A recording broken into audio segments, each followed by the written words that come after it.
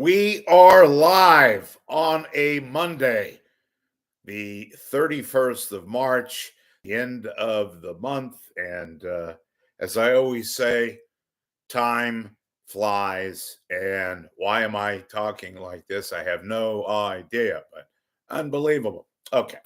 So today I want to talk about a development that I heard about. And look, I'm not thrilled with most of the people that work at KCBS. There's a few wily veterans who do a good job. Uh, for example, a Megan Goldsby who has improved. She's a veteran. She worked at KCBS years ago, moved down to the ranks at KNX in LA, became a real good reporter there, and came back to KCBS about 5 years ago. And now that Patty Rising has retired and left the premises, the thought and the prevailing wisdom amongst the industry people that I've spoken to and sources close to the situation at the All News operation was that Brett Burkhart would be a co-pilot, a co-anchor. And in fact, I've got it that from a good source that the KCBS powers that be, notably Jenny Seelig, wanted to and offered the co-anchor gig to veteran whom I just spoke about, Megan Goldsby, who you hear quite a bit. She was away from the station for almost a year on maternity leave, but she's been back, and they offered her the job to become the replacement for Patty Rising and co-anchor along with Brett Burkhart. And she turned it down. She turned it down from sources who tell me that she simply wanted to remain in the field as one of their chief correspondents, a reporter. She didn't want to do anchoring, which a lot of people might not be that surprised because, after all, there's more variety, there's more excitement, there's an adrenaline rush when you're in the field, unlike, by the way, Jenny Seelig, who has not spent a minute in the field and largely got her job because of the fact that they just thought she'd become a good exec. She's never reported. I just mentioned that, as I occasionally do. So Goldsby, who would have been terrific as a co-anchor, I respect the fact that she doesn't want to do that. She'd rather be in the field and become and remain a reporter. God knows they need reporters at KCBS. It's just simply a matter of attrition that they've lost some of their good people. And by the way, not just attrition, people just want to get the hell out of there.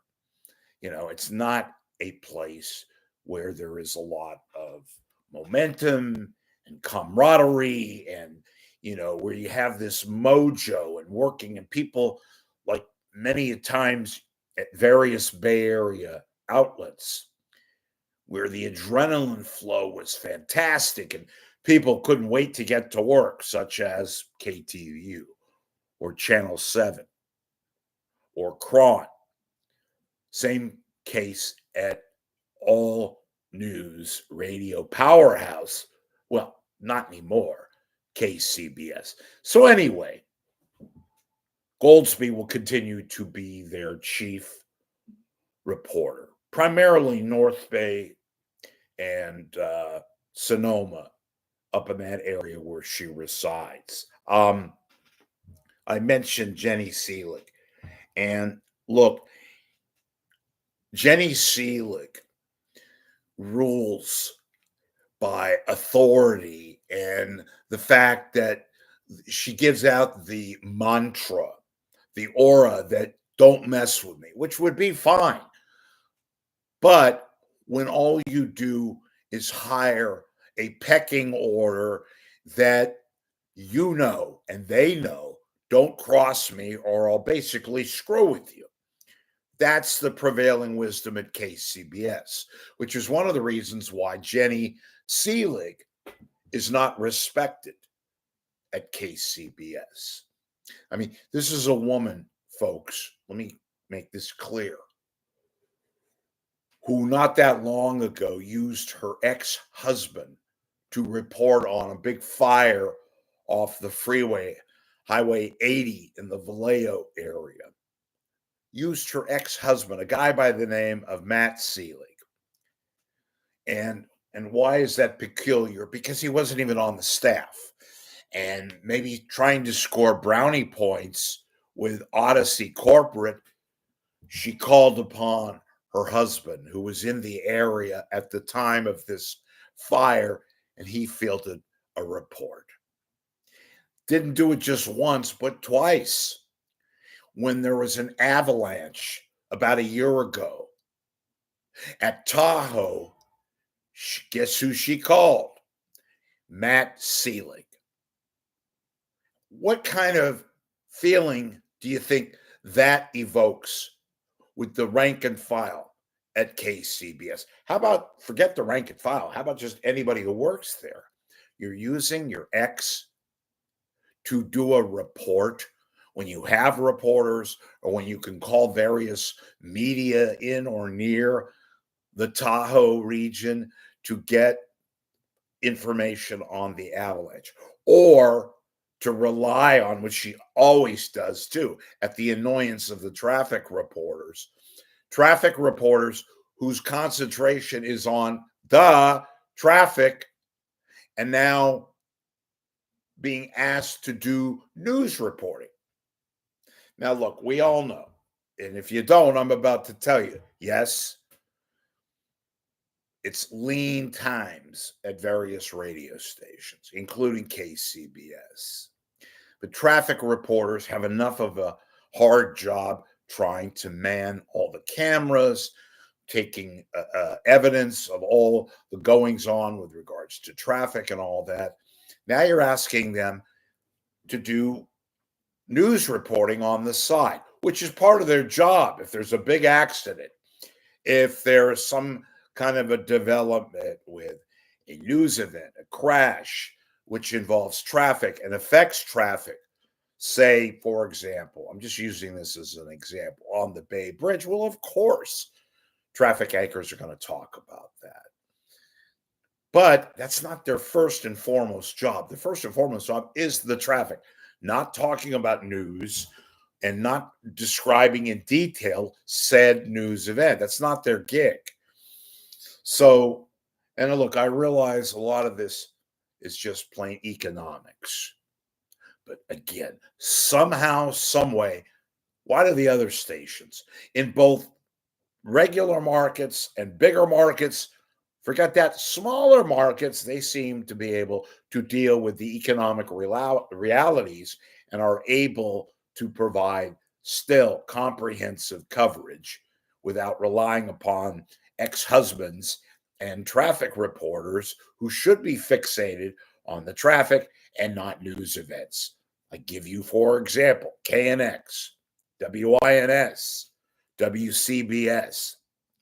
So, and a final note about WCBS.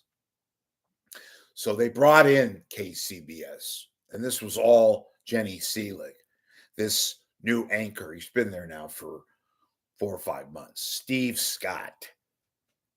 Why was he brought in? Jenny Seelig specifically wanted to go after him. Why? Because he's a guy. And she wanted to ward off all the attention, all the notoriety that she only hires women, which she does.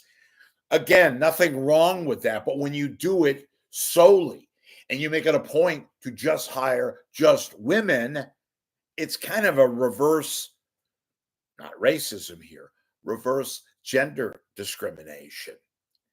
And one of the reasons I'm told why Seelig goes first and foremost for women is she feels she can manage them better.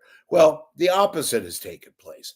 Many of the women at KCBS, at least the ones that are not favored in by Jenny Seelig, are not happy and they're feeling very threatened. And some very, very good people, like a Holly Kwan. But Holly knows that Jenny Seelig is not going to mess with her.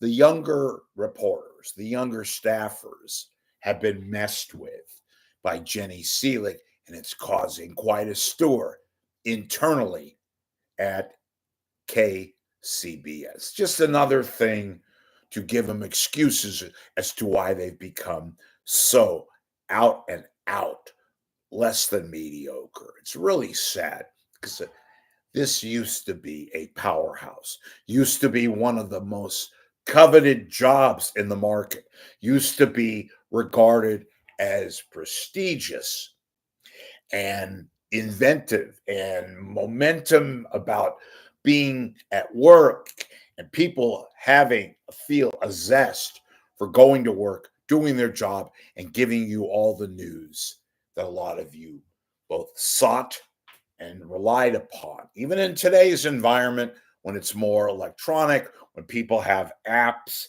when people know where the traffic is and don't really listen to KCBS anymore. Look at their cume. More than half of their cume now gone. 10 years ago, 1.2 million cume. Now they're at about 660,000. Numbers don't lie.